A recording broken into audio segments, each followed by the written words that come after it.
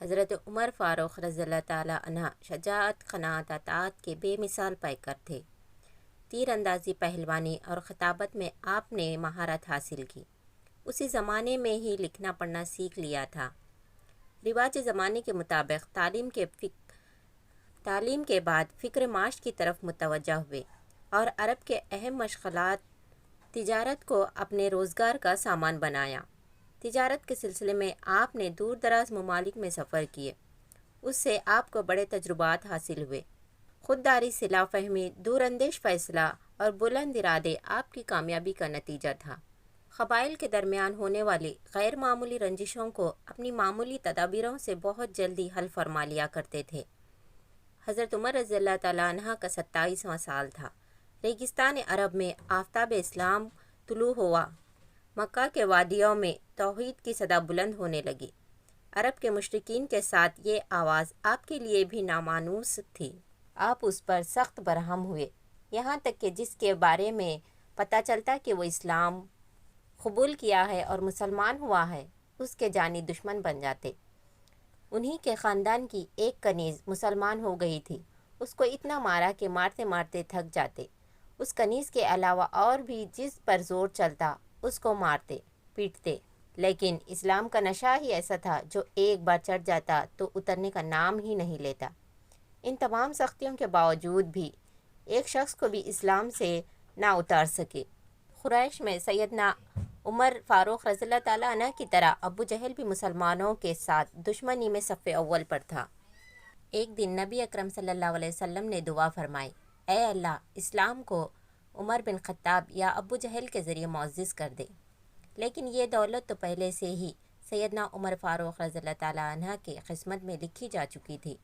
دعا نبی کی ہو تو اثر کیسے نہیں دکھاتی۔ اسلام کا سب سے بڑا دشمن جانثار دوست بن گیا۔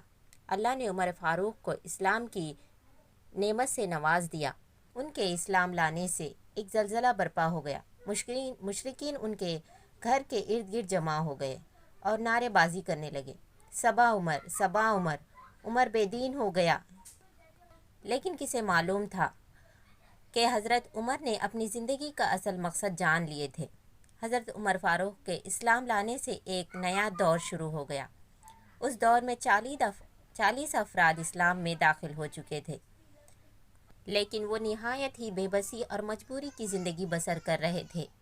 اعلانیہ مذہبی اعلان کرنا تو دور کی بات، اپنے آپ کو مسلمان بتانا بھی خطرے سے خالی نہیں تھا۔ کعبے میں نماز پڑھانا تو ناممکن تھا۔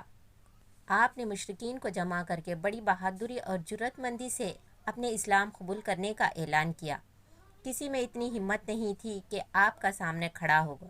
آپ عمر فاروق کے ماموں نے دیکھا کہ اسلام کا معاملہ تو تازہ ہے، کہیں مشرکین آپ کو کوئی نقصان نہ پہنچا دے۔ انہوں نے اپنے امان میں رکھ لیا، لیکن امین المومنین نے اپنے آنکھوں سے مسلمانوں کی مظلومیت اور بے بسی دیکھ چکے تھے۔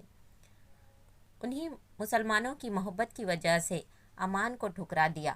مسلمانوں کی طرح مل کر مشرکین کے مصائب کو سننے اور سہنے کو تیار ہو گئے اور اعلان کیا کہ نماز کعبہ میں باجماعت ادا کی جائے گی۔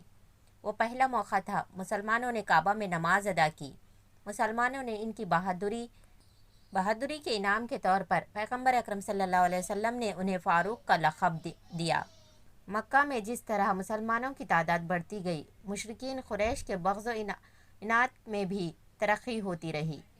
پہلے تو وہ فطری خون خرابی اور جوش مذہب کی وجہ سے اذیت پہنچاتے تھے، لیکن اب انہوں نے سیاسی استحصال بھی شروع کر دیا تھا۔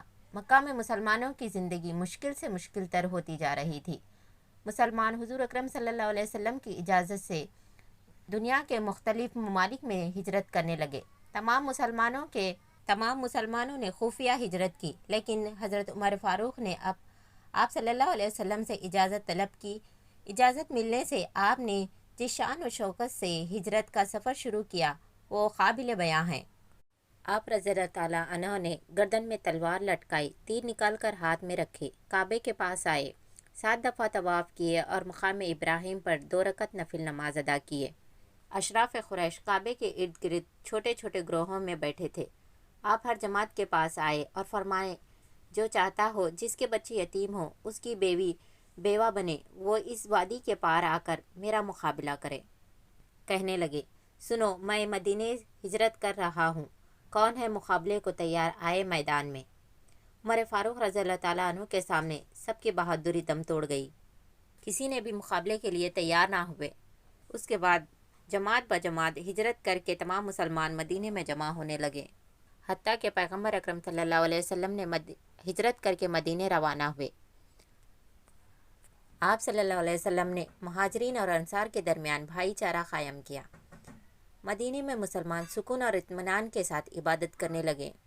اسی دوران غزوہ بدر کا عظیم موقع پیش آیا۔ حضرت عمر فاروق رضی اللہ نے اس موقع میں حضور اکرم صلی اللہ علیہ وسلم کو اپنی مخبرانہ رائے بتائی، شجاعت اور بہادری سے دست بازو بنے رہے۔ اس موقع میں مسلمان سرخ رو ہوئے، کامیابی اور کامرانی ان کا نصیب بنی، کفار کو شکست سے بھاگنا پڑا۔ اس موقع میں سرداران قریش کی بڑی تعداد گرفتار ہوئی۔ اس بات کی بحث ہونے لگی کہ اس کے ساتھ کیا کیا جائے۔ اسی دوران سیدنا ابوبکر صدیق اور دیگر صحابہ اکرام کی رائے یہ تھی کہ ان سے فدیہ لے کر آزاد کر دیا جائے، لیکن حضرت عمر رضی اللہ تعالیٰ عنہ کی رائے یہ تھی کہ انہیں قتل کیا جائے۔ آپ صلی اللہ علیہ وسلم نے تمام صحابہ اور حضرت ابوبکر صدیق کی رائے کو بہتر سمجھا اور انہیں تمام کو فدیہ لے کر آزاد کر دیا۔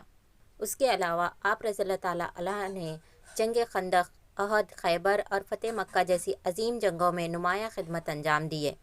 سیدنا ابوبکر صدیق کے وفات کے بعد آپ خلافت میں آئے۔ اپنے 10 سال کی دور حکومت میں فارس، روم، ایران، عراق، شام اور بیت المقدس جیسے عظیم سلطنتوں کو فتح کیا، تمام حکمرانوں کے تختے الٹ دیے اور ساری دنیا میں اسلام کا ڈنکا بجا دیا۔ اپنے دور حکومت میں کئی شعبے وجود میں لائے، اپنے ملک کو صوبوں اور ضلعوں میں تقسیم کیے، ان علاقوں کو سنبھالنے کے لیے عہدیدار مقرر کیے گئے۔ آپ نے قابل زراعت زمین کے لیے نہریں کھودوا دی، زراعت پیشے کو فروغ دیا اور منظم احکام جاری فرمائے، جیسے جیل خانے اور بیت المال جیسے اہم شعبے ترتیب میں لائے۔ تعمیرات کو سرکاری طور پر ترقی دلوائی، نئی آبادیاں قائم کیے جس میں بصرہ، کوفہ اور دیگر شہر شامل ہیں۔